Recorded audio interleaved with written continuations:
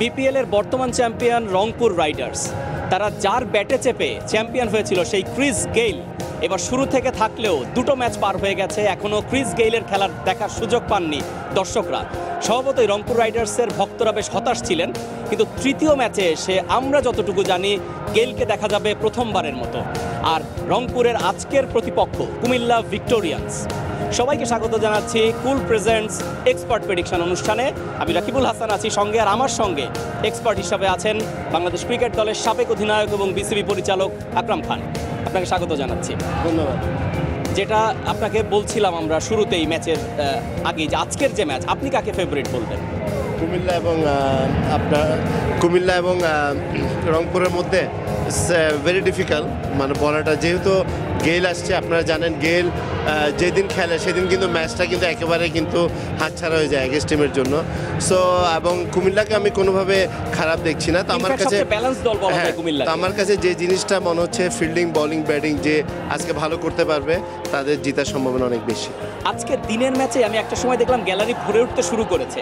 এটা খুব সম্ভবত মানে দর্শকরাও গেস করেছে যে আজকে গেইলের একটা খেলার সম্ভাবনা, 2 ম্যাচ খেলেনি।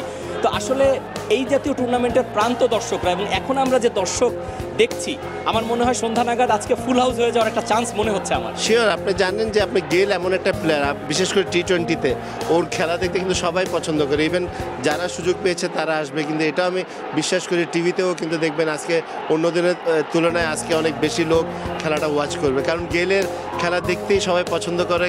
টি-20 মানেই আপনার 6 মারা, এবং ওর জন্য 6 মারাটা কোনো ব্যাপারই না। হাই 6 মেরেছে, মানে ওয়ার্ল্ড রেকর্ড সব কিছু ওর কাছে আছে।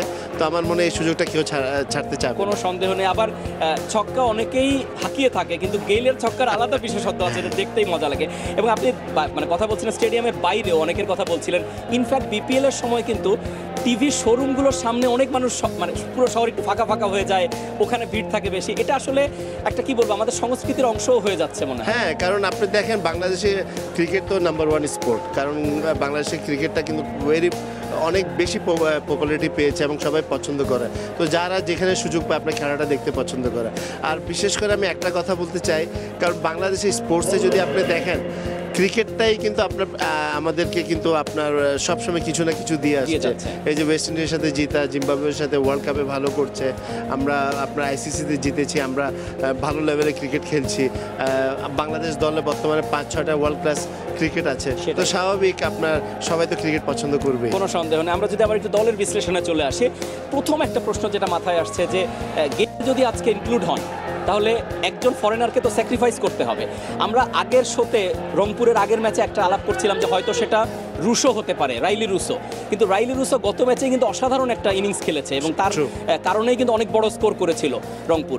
এখন সেই হিসাবে তো রুশোর বাদ পড়ার আমি কোনো সম্ভাবনা দেখি না। তাহলে কি হেলস কিংবা বেনি হাওয়ে তাদের মধ্যে রাখবে? হেলসও কিন্তু আপনার খুব ভালো একটা প্লেয়ার, আপনি জানেন ইংল্যান্ডে সে। তো আমার মনে হয় হেলসে খেলার সম্ভাবনা বেশি, বেনি হাওয়ের চান্সটাই বেশি। বোপারাও কিন্তু 2 ম্যাচেও ভালো করেছে। বোপারা এইসব উইকেটে কিন্তু অনেক ডেঞ্জারাস একটা প্লেয়ার, কারণ ও ভালো ব্যাটিংও করে, আপনার পুরা 20 ওভার খেলার চেষ্টা করে, এবং তার সাথে সাথে ওর বোলিংটা ভেরি এফেক্টিভ। কোনো সন্দেহ নেই, মনে হয় যে বোপারাকে রাখাটা ভালো হবে। এবং লাস্ট 2 ম্যাচে তার ব্যাটেও কনসিস্টেন্টলি 40 অডস, যেখানে লো স্কোরিং এ সে কিন্তু আপনার ভালো ব্যাটিং করেছে, একাই চেষ্টা করেছিল। লোকাল কালেকশনের কথা আবারও আসি। ঢাকার মতো রংপুরের লোকাল কালেকশনটা একটু দুর্বল, একটু বিদেশি ডিপেন্ডেন্ট বেশি। মাশরাফি অধিনায়ক, তার পাশাপাশি সোহাগ গাজী, শফিউল, নাজমুল অপু, ফরহাদ রেজা, এই হচ্ছে তাদের লোকাল যে পুলটা যদি বলি। এই পুলটা তো একটু দুর্বল। আপনি যাদের নাম বলেছেন ওরা বিশেষ করে ওরা বলার, হ্যাঁ এরা এফেক্টিভ এবং এরা মোটামুটি ভালো করছে। কিন্তু আপনার এটাও মনে রাখতে হবে যে আমরা কোন সময়টা খেলছি। এখন কিন্তু আর সন্ধ্যায় কিন্তু আপনার ব্যাটসম্যানদের খেলা। তো ব্যাটসম্যানের দিক দিয়ে আমি আপনার কুমিল্লাকে এগিয়ে রাখছি, কারণ তো ওদের লোকাল, এবং এটাও মনে রাখতে হবে যে আমরা গেল বলছি, কিন্তু ওই দলে কিন্তু স্মিথ আছে, আফ্রিদি আছে, তারপরে মনে করেন যে আপনার সোয়েব মালিক আছে। তো এরাও Luis, he looks better than মানে আমি আপনাকে সোজা কথা বলতে পারি, গেইলের জবাবটা হতে পারেন লুইস, একই দেশের। লুইস যদি 50-60টা বল খেলতে পারে, then it's a big problem for Rangpur. আর কুমিল্লার কথা আপনি চলেই গেলেন। কুমিল্লার মূল শক্তিটা বোধহয় মিডল অর্ডার। হ্যাঁ, মিডল অর্ডারে যেটা হচ্ছে ওদের আফ্রিদি এবং শোয়েব মালিকের কথা আমরা বলছি। আকরাম খান, আমরা একটু আগে বলছিলাম গেইল এলে কে বাদ পড়বেন, আমরা দুটো নাম বলছিলাম। আপনি বলছিলেন হেলসকে হয়তো তারা রাখবে, কিন্তু তারা হেলসকেই বাদ দিয়েছে। তারা বেনি হাওয়েলকে রেখেছে, কারণ বেনি হাওয়েল অলরাউন্ডার, বোলিং করেন, সব মিলে ওই অপশনটা রেখেছে। কিন্তু good news is Gayle is on. যেটা বললাম যে গেল তো মনে করেন আপনার ইনফ্যাক্ট আপনি জেনে অবাক হবেন ও লাস্ট ম্যাচের জাস্ট খেলা শুরু হওয়ার আধা ঘন্টা পর কিন্তু ওর এনওসিটা এসেছিল। তো ইটস সারপ্রাইজিং, মানে ওর মতো প্লেয়ার প্রথম ম্যাচটা ও যদি ওই ম্যাচটা খেলতে পারতো তাহলে অ্যাডজাস্টমেন্ট আরো তাড়াতাড়ি হতো। সবার মনে এই প্রশ্ন ছিল কেন ওই ম্যাচ খেললেন না, আসল কারণ ছিল এনওসিটা একটু দেরিতে আসা। কারণ আপনার প্রত্যেকটা প্লেয়ারের যে দেশের প্লেয়ার থাকে সেই দেশের বোর্ডের কিন্তু এনওসি লাগে, ছাড়পত্রটা লাগে, যেটা সবাই অপেক্ষা করে, তার একটু দেরিতে আসার কারণে এটা হয়েছে।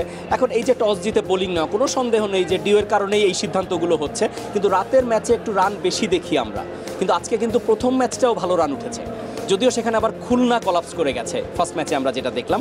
কিন্তু ওই ম্যাচ ধরে যদি একটা কথা বলি, আমরা সাকিবের কথা বলছিলাম, সাকিব কিন্তু 3 উইকেট নিয়ে ঠিকই একটা ফর্মের ফেরার ইঙ্গিত দিয়ে ফেলেছেন। ওরা এই যে অলরাউন্ডার, আমি যেটা আপনাকে বললাম, ওর তো কোয়ালিটি নিয়ে কোনো কথা নেই, এই যে চ্যাম্পিয়ন প্লেয়ার, কারণ ওর একটা দুইটা ম্যাচ পারফরমেন্স না করে এটা কিন্তু মানে সবাইকে অবাক করে। তো ওর প্রতি সবারই কনফিডেন্স আছে এবং সে যে কোনো সময় বোলিং বলেন ব্যাটিং বলেন সেখান থেকে কিন্তু সে পারফরমেন্স করে, তো ওকে নিয়ে চিন্তা কোনো মানে বিষয় নয় আর কি। আচ্ছা আকরাম ভাই, কুমিল্লা ভিক্টোরিয়ান্স সবচেয়ে ব্যালেন্স দল আমাদের বিবেচনায় দেখছিলাম আমরা খেলোয়াড় তালিকা দেখে, কিন্তু সেই দলটাই যখন সিলেটের সঙ্গে জিতেছিল ফার্স্ট ম্যাচে, একটা লো স্কোরিং ম্যাচ ছিল, কিন্তু খুব কমফোর্টেবল কিন্তু ছিল না, একটু সমস্যায় পড়ে গিয়েছিল। তো এটা কি আসলে ফার্স্ট ম্যাচের কারণে নাকি? না, এটা হলো যে আপনার উইকেট কিন্তু একটা ফ্যাক্টর, আর যেটা হলো যে আপনার লোকাল প্লেয়াররা কিন্তু আপনার কোনো কিছু করতে পারে না, একমাত্র তামিম ছাড়া কেউ কিন্তু ওইভাবে ভালো, মানে আপনার আউট হয়েছে কিন্তু খুব বাজেভাবে আউট হয়েছে, তো রেসপন্সিবিলিটি নিয়ে খেলতেই হবে। কিন্তু আপনি আজকে টস জিতে কিন্তু আপনার খুলনা আপনার ঢাকাকে ব্যাটিং দিয়েছে, বাট খুলনা কিন্তু বোলিং বলেন ফিল্ডিং বলেন ওরা কিন্তু ভালো করতে পারেনি, ইভেন ফিল্ডিংটাও ভালো ছিল না। টস জিতাটা ভালো, তার মানে এটা না যে আপনি ম্যাচ জিতে গিয়েছেন, ডেফিনেটলি, তাহলে তো টসে খেলা শেষ করে দেওয়া যেত, তাহলে কিন্তু আপনাকে কিন্তু কিছু অ্যাডভান্টেজ পাবেন, বাট আপনাকে সেই জিনিসটা কিন্তু হ্যান্ডেল করতে হবে, এবং ওই জিনিসটা যদি আপনি করতে না পারেন তাহলে খুলনা যে প্রবলেমটা হয়েছে সেই প্রবলেমটা হবে।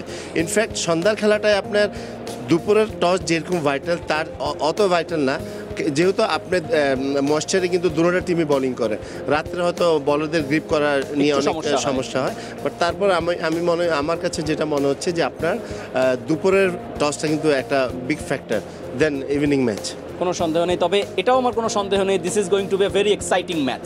আকরাম ভাই, আমরা আলাপে ফেরার আগে একটু মাঠ থেকে ঘুরে আসতে চাই। দর্শক, মাঠে শাকির রুবেন আমাদের সিনিয়র রিপোর্টার, তার সঙ্গে যোগ দিচ্ছেন রংপুর রাইডার্সের ফরহাদ রেজা। রংপুর রাইডার্স এবং কুমিল্লা ভিক্টোরিয়ান্সের মধ্যকার ম্যাচ শুরু হবে আরেকটু পর, এবং এই ম্যাচ এবং ম্যাচের বাইরে আরও কিছু বিষয় নিয়ে আমি এখন কথা বলবো রংপুর রাইডার্সের ক্রিকেটার ফরহাদ রেজার সঙ্গে। ফরহাদ, ম্যাচ তো বিপিএল তো শুরু হয়েছে, প্রথম ম্যাচটা উইন, তারপরে প্রথম ম্যাচটা লস, তারপরে ম্যাচটা উইন, মানে এই ম্যাচে আসলে কি আশা করছেন এবং কেমন হতে পারে?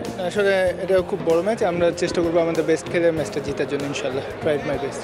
এবার খেলার বাইরে আরেকটা জিনিস জানতে চাই যে মাশরাফি তো সংসদ সদস্য হিসেবে আপনার ড্রেসিং রুমে আছেন, মানে আগের মাশরাফিকে কি আপনারা পান নাকি একটু চেঞ্জ থাকে ওর মধ্যে? না, ওই রকমই আছে, কোনো চেঞ্জ নেই। মানে আগে কীরকম আপনাদেরকে ইন্সপায়ার করতো এবং এখন কীরকম ইন্সপায়ার করে সেটা একটু যদি বিস্তারিত বলেন। না দেখেন, লাস্ট ম্যাচে আমরা একটা টাফ টাইম ছিল মাশরাফি, ওই সময় আমাদের অনেক মেন্টালি অনেক স্ট্রং, মানে অনেক কথা বলছে যেটা আমাদের টিমের জন্য লাভ হয়েছে। উনি যেরকম ছিল ওই রকমই আছে, কোনো পরিবর্তন এখন পর্যন্ত আসেনি। আর গেইলে ড্রেসিং রুমে গেইল থাকলে আসলে কী ধরনের আপনারা ইন্সপিরেশন পান? আর মানে এমনিতে দেখি সে বেশ মজা করে, ড্রেসিং রুমে তার বিহেভ আসলে কেমন থাকে আসলে প্লেয়ারদের সঙ্গে? আসলে আমি প্রথম ওর সাথে খেলছি, আর এখন পর্যন্ত এরকম কোনো কিছু ফিল পাইনি। মানে এর আগে গতবার দেখেছিলাম যে সে বেশ মজা করে, মানে ওই ধরনের মজা করা কি ড্রেসিং রুমে সে করে নাকি গুরুগম্ভীর টাইপের বেশি থাকে? অনেক মজা করে, ও ক্যারিবিয়ানরা সবসময় মজাই পছন্দ করে। Okay, thank you Farhad, thank you, best of luck. এতক্ষণ কথা বলছিলাম রংপুর রাইডার্সের ক্রিকেটার ফরহাদ রেজার সঙ্গে, মানে একটু তাড়াহুড়োর মধ্যে ছিলেন যেহেতু কিছুক্ষণ পরে ম্যাচ শুরু হবে। যাই হোক, তার কাছ থেকে শুনলাম ম্যাচ এবং ড্রেসিং রুমে মাশরাফি এবং গেইল কী ধরনের আচরণ করে সেই সম্পর্কে। রুবেন, আপনাকে অনেক ধন্যবাদ আমাদের সঙ্গে যোগ দেওয়ার জন্য। ফরহাদ রেজার সঙ্গে কথা বলছিলেন আমাদের রিপোর্টার। ফরহাদ রেজা একটু এইজেড প্লেয়ার, আমরা জানি অনেক দিন ধরে খেলছেন, জুনায়েদ সিদ্দিকীকে আমরা দেখছি, অলোক কাপালিকে দেখছি। এই ধরনের খেলোয়াড়রা যখন এখনও বিপিএলে নিজেদের 11-এ রাখতে পারেন, অ্যাক্টিভ রোল প্লে করেন, এটা নিশ্চয়ই আপনাকে আনন্দ দেয়। হ্যাঁ, খুবই ভালো লাগে যখন এরা পারফর্ম করে, যেমন ফরহাদ রেজা কিন্তু গত পরশু দিন কিন্তু খুব ভালো লাস্ট ওভারটা কিন্তু চমৎকার বল করেছে। তো যে জিনিসটা হয়েছে যে আপনার আমাদের প্লেয়ারদের কিন্তু বয়সের তুলনায় ওরা কিন্তু অনেক তাড়াতাড়ি কিন্তু খেলাটা ছেড়ে দেয় বা ওদের গোলটা কিন্তু সরে যায়, এই জিনিসটা ঠিক না। আর এরা হলো যে এরা যেমন আপনার এদের এক্সপিরিয়েন্স আছে, এরা যদি ভালো পারফর্ম করতে পারে এটা কিন্তু টিমের জন্য অনেক ভালো হয়। তো আমি সবসময় চাই, আমি যেটা দুপুরের যে প্রোগ্রামে আমি বললাম যে আসলে এজ কিন্তু কোনো ফ্যাক্টর না, ফিটনেস যদি থাকে পারফরমেন্স করে এনি টাইম এনি লেভেলে আপনি কিন্তু খেলতে পারবেন। তো এই জিনিসটা ওদের মাথায় রাখা উচিত। এবং বিপিএল এর মতো আসর আছে বলেই কিন্তু প্লেয়ারদের এই যারা একটু বয়স হয়ে গেলেও ফোকাসটা কিন্তু ঠিক থাকে, there is somewhere to prove. You see আপনি যারা এই যে বিপিএল অকশনে যাদের নাম আসে এটা কিন্তু আমরা সিলেক্টরের মাধ্যমে কিন্তু নিই, এবং সিলেক্টররা কোত্থেকে সিলেক্ট করে, ন্যাশনাল লিগ, ঢাকা লিগ এবং বিসিএল, এই 3টা টুর্নামেন্টে যারা ভালো খেলে ওদেরকে কিন্তু ওই হিসাবে আমরা গ্রেডটা নিই। তো এরা কিন্তু ওই লেভেলে ভালো খেলাতে কিন্তু ওদের নামটা কিন্তু লিস্টে আসছে। তো ওরা শুধু যে বিপিএল ভালো খেলছে তা না, ওরা কিন্তু আপনার ডোমেস্টিকে যতগুলা টুর্নামেন্ট হচ্ছে সেখানে ওরা কিন্তু ভালো করছে। ডেফিনেটলি আমরা কুমিল্লা ভিক্টোরিয়ান্সের বিষয়ে একটু যেতে চাই। গত ম্যাচে যদি দুজন লোকাল খেলোয়াড়ের কথা বলি, ইমরুল কায়েস এবং এনামুল হক বিজয়, আমরা যে ব্যাটিং পজিশন দেখছিলাম, ইমরুল গতদিন ভালো খেলেনি, আবার ইমরুল যে টি20-র জন্য খুব সুইটেবল প্লেয়ার তাও কিন্তু না, তার প্লেইং স্টাইলটা ঠিক ওরকম না। সেক্ষেত্রে আপনার কি মনে হয় যে ব্যাটিং অর্ডারে একটু নজর দেওয়া? আমি যদি আমার পছন্দ যদি বিজয়কে, এনামুল হক বিজয়কে কিন্তু নাম্বার 3 খেলানো, যেহেতু ওই সময় আপনার পাওয়ার প্লে থাকে, আপনার ওই সময় কিন্তু রান করাটা একটু সহজ, আপনি স্ট্রোক করতে পারবেন, যেহেতু আপনার পিছনে অনেক এক্সপিরিয়েন্স, অনেক বড় বড় প্লেয়ার আছে, আমার মনে হয় এই ধরনের রিস্কটা নেওয়া উচিত। সেম জিনিস কিন্তু আপনার কুমিল্লা গত বছর করেছিল, বাটলারের মতো প্লেয়ারকে ওরা কিন্তু 4-5 খেলিয়েছে। খুলনা আপনার লাস্ট ম্যাচে কিন্তু আপনার কার্লোস কিন্তু বল খেলার সুযোগ পায়নি। তো এগুলোও কিন্তু আমাদেরকে মাথায় রাখা উচিত। একটা পুরনো কথা বলতে চাই আকরাম খান, একটা সময় ছিল যখন তামিম ইকবাল খারাপ করলে সামাজিক যোগাযোগের মাধ্যমে আপনাকেও অনেক কটু কথা শুনতে হতো, এবং এটা নিয়ে আমরা অনেক দিন ভুগেছি সবাই মিলে। এই ফেজটা বোধহয় কেটে গেছে, তারপরও সবাই জানে তামিম ইকবালে আপনার বড় ভাইয়ের ছেলে, মানে আপনি তার আঙ্কেল। যেটা হচ্ছে তামিম ইকবালের যে পরিবর্তন আমরা দেখেছি ইন্টারন্যাশনাল ক্রিকেটে, এবং গত ম্যাচেও দারুণ করেছেন 35, এটা আপনাকে নিশ্চয়ই অন্য সবার চেয়ে অনেক বেশি আনন্দ দেয়। না, স্বাভাবিক, যেহেতু ও মনে করেন আমাদের ফ্যামিলি মেম্বার, প্লাস তার সাথে হয় বাংলাদেশে যে কেউ আপনার ভালো খেললে সবারই ভালো লাগে। আর ইম্পর্টেন্ট জিনিসটা হয়েছে সে তার কাছে যে পরিবর্তনটা আসছে, এটা ইটস এ এক্সপিরিয়েন্স। আপনি যেটা আমি বলি যে আপনি উইকেট ওয়াইজ আপনাকে খেলতে হবে। আপনি যদি মনে করেন যে উইকেটে সার্ভাইভ করা ডিফিকাল্ট, ওখানে আপনি শর্ট খেললে আপনি আউট হওয়ার সম্ভাবনা বেশি থাকে, এবং যে ও উইকেট অনুযায়ী খেলে, এই জন্য ও কিন্তু মানে ম্যাক্সিমাম জায়গায় সাকসেস হচ্ছে। তো এই জিনিসটা সবাইকে ফলো করা উচিত। তামিম কবে তার নিজের শহরের দলে খেলবেন? চট্টগ্রাম? নান্নু ভাই একটা মজার কথা বলেছিলেন, চট্টগ্রাম রোডেই তো কুমিল্লা পড়ে, আপাতত কুমিল্লায় আছে, পরে ডিভিশন তো আমাদের কুমিল্লা ডিভিশনেই খেলছে, বাট তারপরে যেহেতু এটা ওর পার্সোনাল ব্যাপার এবং ওর পছন্দের ব্যাপার, তো সেটা ওর উপর ছেড়ে দেওয়াটাই ভালো। একটা বড় প্লেয়ারের আলাপে যায়, স্টিভ স্মিথ। আমরা কিন্তু জানতাম তামিম ইকবাল লিড করবেন, কিন্তু ফাইনালি স্মিথকে দেয়া হলো, আর ক্যাপ্টেন্সিতে তো স্মিথ প্রুভেন একজন।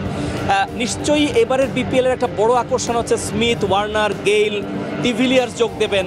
এগুলো আসলে বিপিএলকে একটা অন্য উচ্চতায় নিয়ে গেছে, অনেক উচ্চতায় নিয়ে গেছে। এখন আমি যেটা বললাম যে আপনি এই যে আজকে দর্শকরা আসছে, আপনার এদের নামেই কিন্তু আসা। এখন এখানেই কিন্তু একটা দেশ যখন আপনার ইমপ্রুভ করে, ওই জিনিসটা যে জিনিসটা ইমপ্রুভ করতে চান সেটাকে কিন্তু আপনি ইন্টারেস্টটা বাড়াতে হবে। এখন এই বড় বড় প্লেয়ারদেরকে দেখে এখন যারা ছোট আছে তারা সবাই কিন্তু ক্রিকেটের প্রতি ওদের ইন্টারেস্টটা বাড়তে হবে, ইন্টারেস্টটা বাড়বেই স্বাভাবিক। এখন দায়িত্ব হলো আমরা বাচ্চাদেরকে ওই অপরচুনিটি, ওই ফ্যাসিলিটিসগুলো দেওয়া। যেমন ওদেরকে যদি আমরা মাঠ দিই, যারা ঢাকার বাইরে আছে, জেলা উপজেলায়, ওদেরকে খেলার সুযোগ করে দিই। আমরা যখন বলতাম আগে যে পাকিস্তানে বা ইন্ডিয়া অনেক ট্যালেন্টেড প্লেয়ার আছে, আমার বিশ্বাস ওই দেশের চেয়ে বেশি কিন্তু ট্যালেন্টেড প্লেয়ার বাংলাদেশে আছে। আমরা ওই সুযোগ সুবিধা যদি দিই, আমরা অনেক ভালো ভালো মানের প্লেয়ার পাবো। আচ্ছা, আমরা অনুষ্ঠানের শেষ দিকে চলে এসেছি প্রায়, তারপরও মানে কুমিল্লা ভিক্টোরিয়ান্স কি আপনি একটু এগিয়ে রাখবেন টিম ব্যালেন্সের জন্য, নাকি 50-50-তে চলে যাবেন? আজকে ম্যাচটা কিন্তু 50-50, যেহেতু 4-5টা প্লেয়ার আছে, যে কেউ একজন পারফর্ম করলে কিন্তু ম্যাচটা কিন্তু আপনার একচেটিয়া চলে যাবে। সো এখানে মানে আমার জন্য এটা ডিফিকাল্ট। সো আমি আপনার 50-50 করতে চাই। থাকবেন মাশরাফির একটু অধিনায়কত্ব নিয়ে কথা বলতে চাই। বাংলাদেশ ওয়ানডে দলের অধিনায়ক, সফল অধিনায়ক, বিপিএলেরও সফল অধিনায়ক। কিন্তু তার একটা নতুন পরিচয় যোগ হয়েছে। আপনার কি কখনো মনে হয় যে এই পরিচয়টা তাকে ক্রিকেট থেকে একটু সরিয়ে দেবে কিনা, মানে ফোকাস পয়েন্টে? It's difficult, it's a very big responsibility. আপনি এমপি হলেন, আপনার দায়িত্বটা কিন্তু অনেক বেড়ে যাবে। আপনার শুধু এখন এতদিন সে কিন্তু ক্রিকেটে আপনার কনসেন্ট্রেট করেছে, এখন কিন্তু ওর যেহেতু এমপি আছে ওর অনেক কিছু করতে হবে। তো এটা ভাবে, বাট ইটস গুড যে একটা লোক ক্রিকেটে যেভাবে সুনাম অর্জন করেছে, পপুলারিটি পেয়েছে, আমি মনে প্রাণে দোয়া করি ও যেন যে এমপি হয়েছে পলিটিক্যালি যেভাবে আগাচ্ছে, আমার দোয়া থাকবে সেখানেও সে যেন সাকসেস হয়। হ্যাঁ, এবং একটা কথা তো মাশরাফি বলেছেই, ক্রিকেটটা হয়তো সামনে খুব বেশি দিন আর সে অ্যাক্টিভলি খেলবে না, সেই হিসাবে নতুন ভূমিকায় যাচ্ছে, আমরাও শুভকামনা রাখি তার জন্য। জি অবশ্যই। আকরাম খান, আপনাকে অসংখ্য ধন্যবাদ আমাদের অনুষ্ঠানে যোগ দেওয়ার জন্য, এবং আশা করি আপনাকে মাঝে মাঝেই আমরা এই অনুষ্ঠানে পাবো ইনশাআল্লাহ। Thank you very much. আবারও ধন্যবাদ আপনাকে। দর্শক, আপনারা দেখছিলেন কুল প্রেজেন্টস এক্সপার্ট প্রেডিকশন অনুষ্ঠান। আমরা একটা বিশাল বড় ম্যাচের সামনে দাঁড়িয়ে, যে ম্যাচে মুখোমুখি হবে কুমিল্লা ভিক্টোরিয়ান্স এবং তাদের প্রতিপক্ষ আসরের বর্তমান চ্যাম্পিয়ন রংপুর রাইডার্স। দু দলেই বড় বড় সব তারকা, এবং সেটি দেখার জন্য মাঠে গ্যালারি এর মধ্যেই পরিপূর্ণ হয়ে গেছে। জমজমাট একটা ম্যাচ আপনারা দেখবেন মাছরাঙার পর্দায়, সেই আশা রাখছি।